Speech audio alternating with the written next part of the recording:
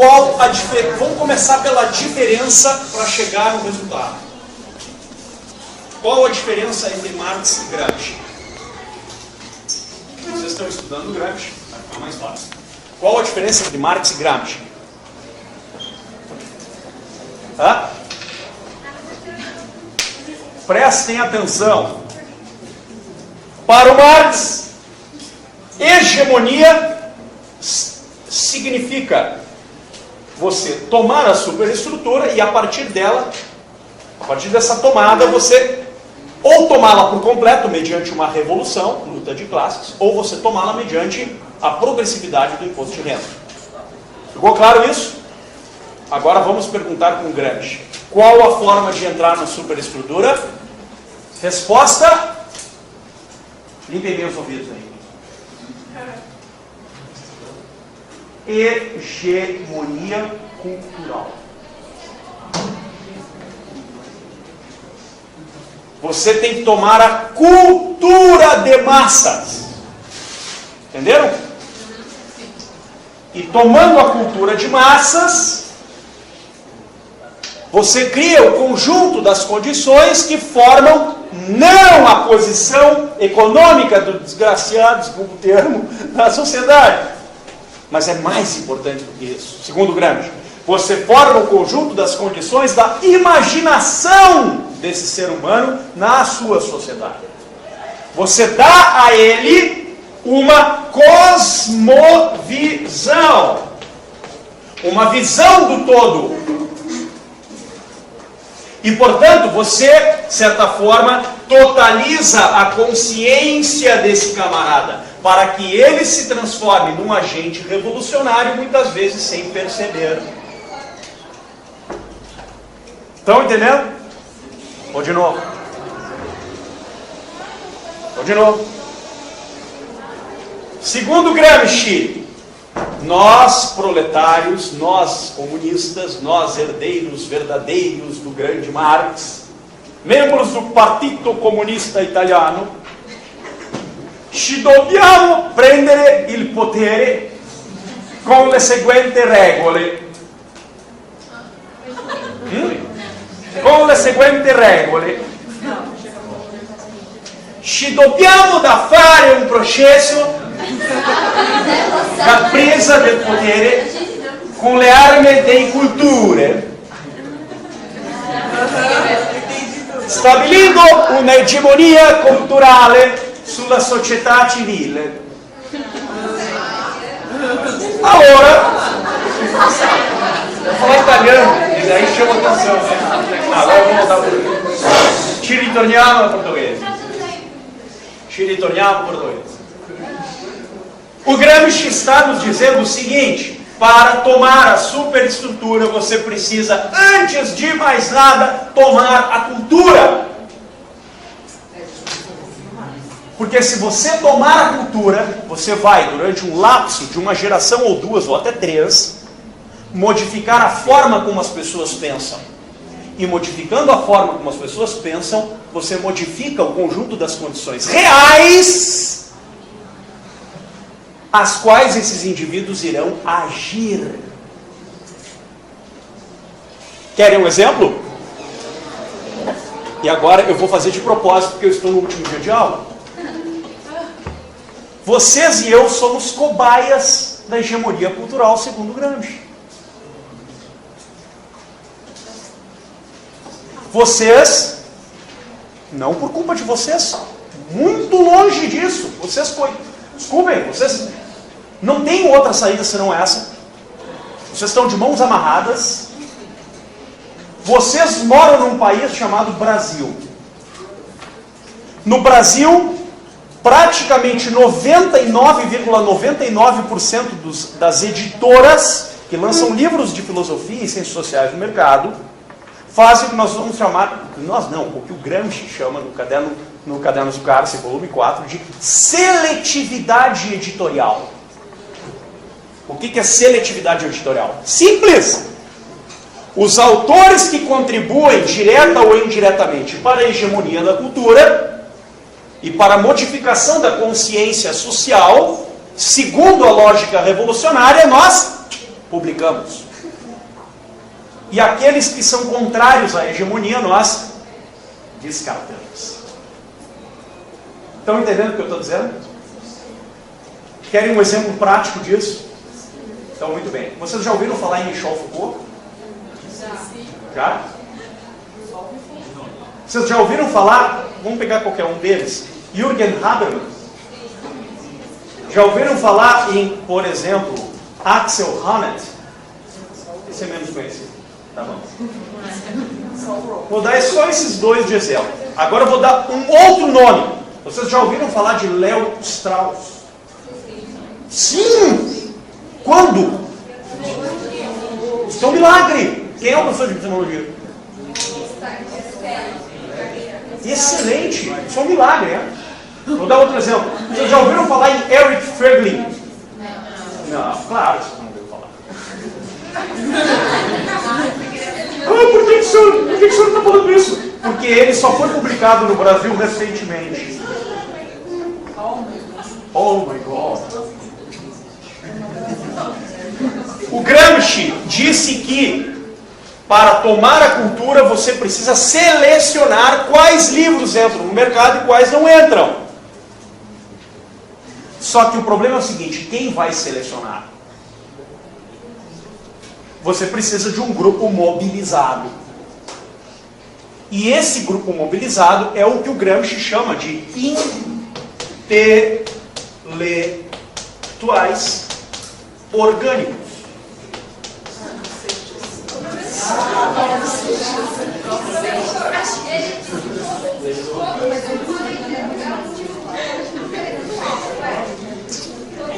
Todo ser humano.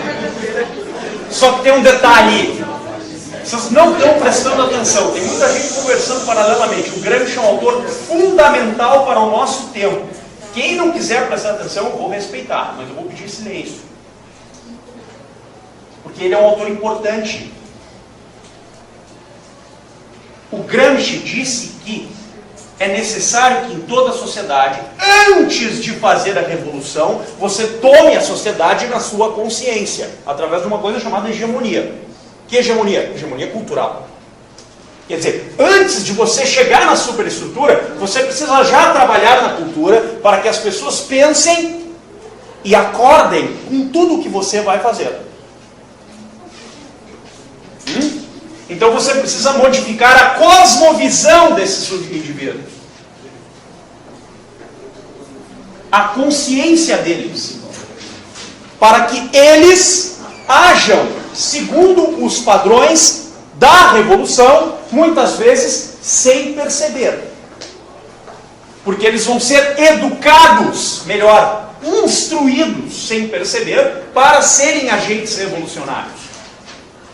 Estão entendendo o que eu estou dizendo ou não? Sim? Agora, quem é que vai coordenar esse processo para que o processo não desencane? É um grupo. Que grupo? Daqueles que conhecem a coisa, estabelecem o projeto de tomada do poder e hegemonia e, ao mesmo tempo, coordenam as ações temporais concretas para chegar lá. A saber, não andar muito longe e não andar muito parado. Quer dizer, expressão do Gramsci, vou retraduzir. Não ir muito com excesso e também não faltar demais. Mas ir lenta e gradualmente estabelecendo a hegemonia e, portanto, a revolução. Para o Gramsci, a revolução não é uma revolução armada, é uma revolução cultural. E essa revolução tem que ser coordenada por aqueles que estão, por assim dizer, à frente do processo de tomada do poder, os intelectuais orgânicos. Então, os intelectuais orgânicos formam um outro grupo, chamado partido político, para que haja politicamente. Os intelectuais orgânicos também formam os meios de comunicação e aqueles que vão ter a chamada opinião pública na mão. E os intelectuais orgânicos também formam a classe universitária para que ela, entre aspas, esclarecida, possa cada vez mais introjetar e formatar a hegemonia cultural num nível mais alto do que os dos meios de comunicação. Você tem ação política, ação social e ação intelectual coordenadas por um mesmo grupo. Estão entendendo o que eu estou dizendo?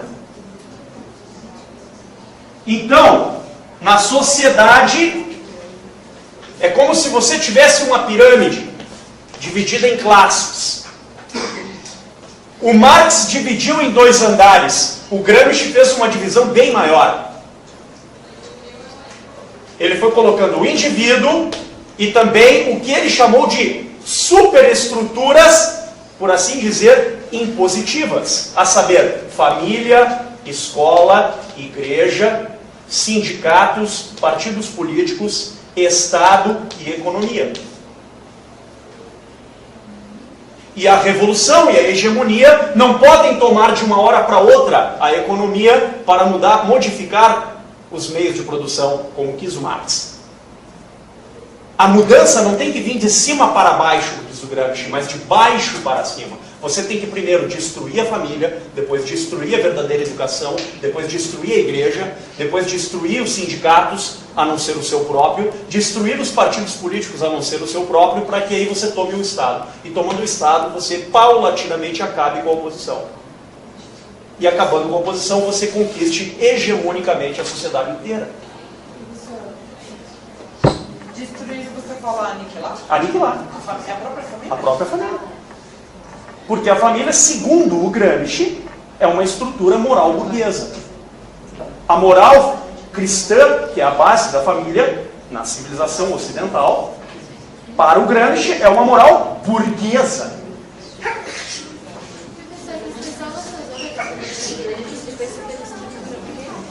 É uma superestrutura dividida mais em blocos, quer dizer.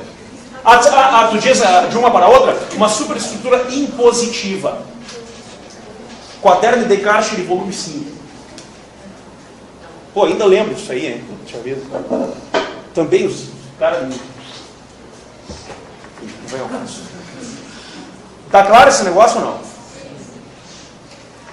Aonde que começa a coisa? De novo, na cultura. Você precisa dar os livros certos para que as pessoas não pensem diferente disso. Então vocês não vão conhecer Platão, não vão conhecer Aristóteles, não vão conhecer Eric Ferglin, não vão conhecer Léo Strauss, não, vocês vão ler o Foucault. E é a única coisa que vocês vão ler na vida. Absolutamente. Totalmente, integralmente. Toda estratégia hegemônica, segundo Gramsci, é nada mais nada menos do que manipulação. Ganha quem tiver maior poder de manipulação. Está claro isso? E chega um momento que a hegemonia é tão forte que ela domina também os meios de, por assim dizer, produção.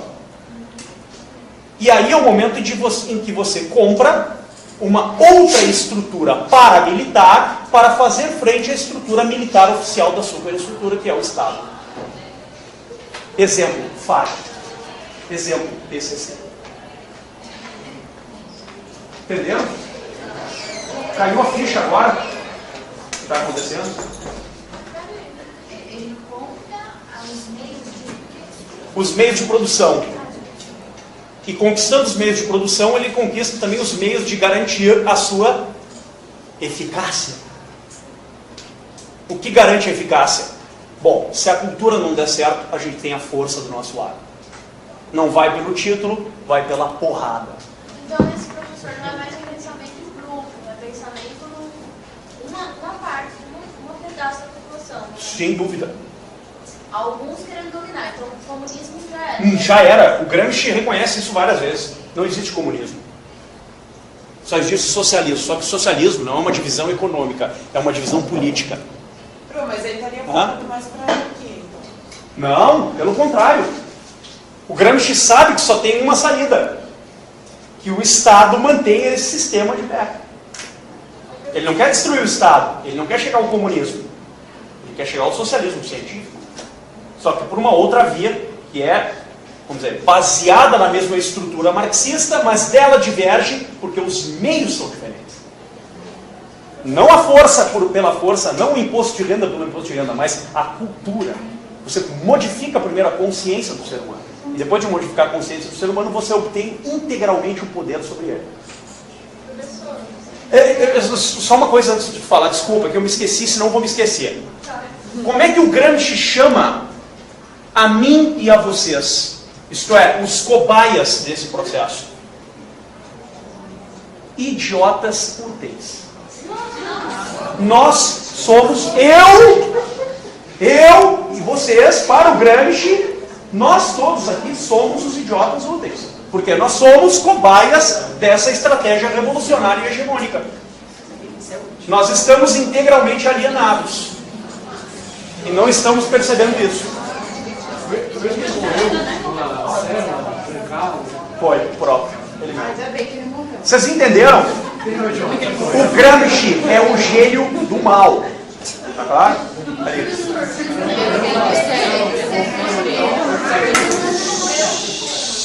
Não estou ouvindo nada. Você fala que eles seguem a ideia do Marx por causa da teoria do Marx, ele também segue? Isso essa é mais.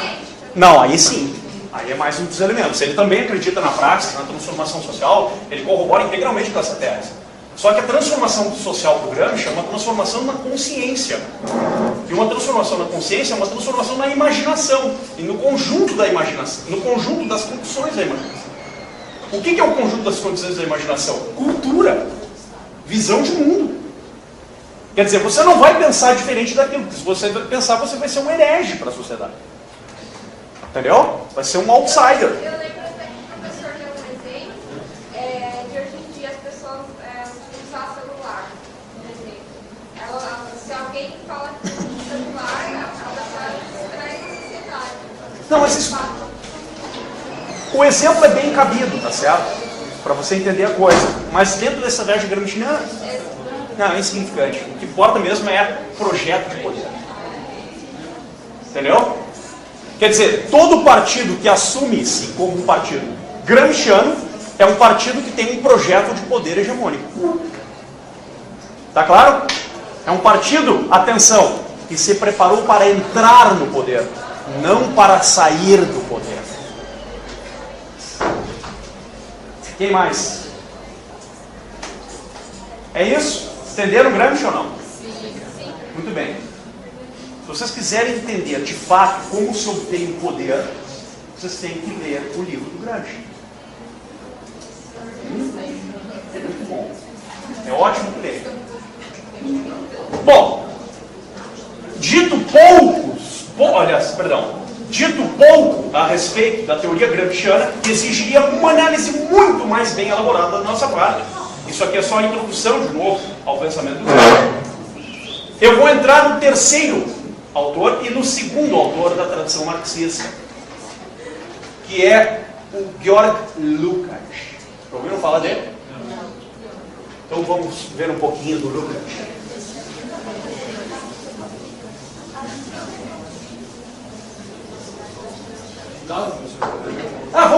Vamos fazer. De acordo com Gramsci, se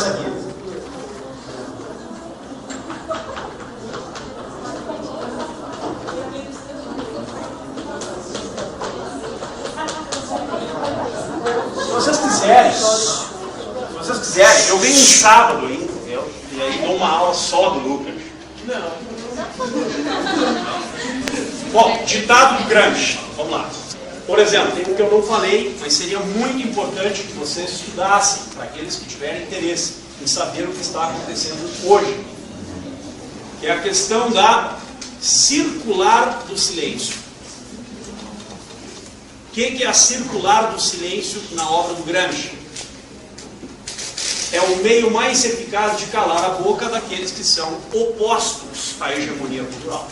Exemplo, tudo que você está falando é uma besteira ou uma conspiração. Entendeu? Entenderam? Oi? Um exemplo real. Putz, são tantos, vamos pegar um.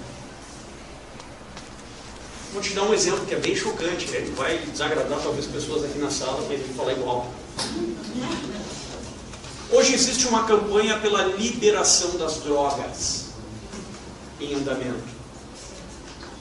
Só que essa questão tomou um corpo na opinião pública no seguinte sentido: você é ou contra ou a favor do comércio de drogas porque você acredita que usar drogas é ou um direito ou um estado de alienação. Não é assim que a questão é colocada na opinião pública? Só que tem um aspecto que ninguém falou ainda, que é o seguinte: quem é que vai dominar a produção de drogas e o comércio de drogas no Brasil, caso seja liberado? E aqui a gente chega num monopólio, e esse monopólio chama-se FARC.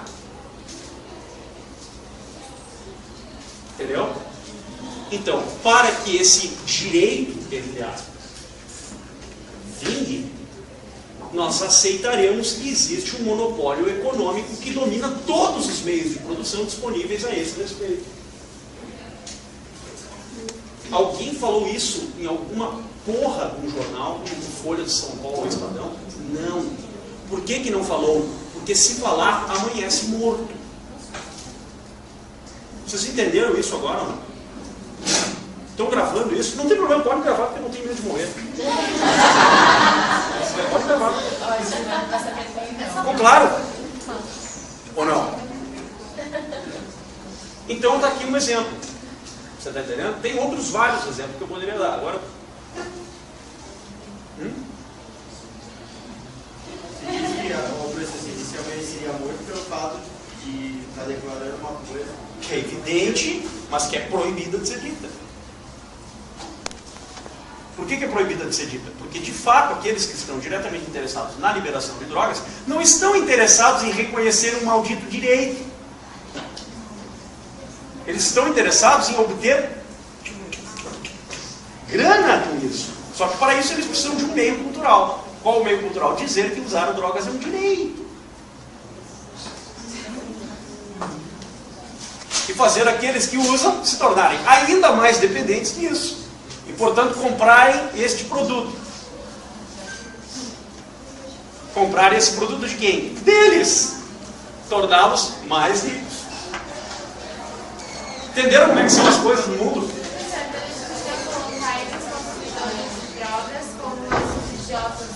Ah, certamente. Certamente. Para eles, são. Em uma ou outra medida, para eles, nós sempre seremos idiotas úteis. A não ser que algum de nós esteja lá no grupo. Estão entendendo?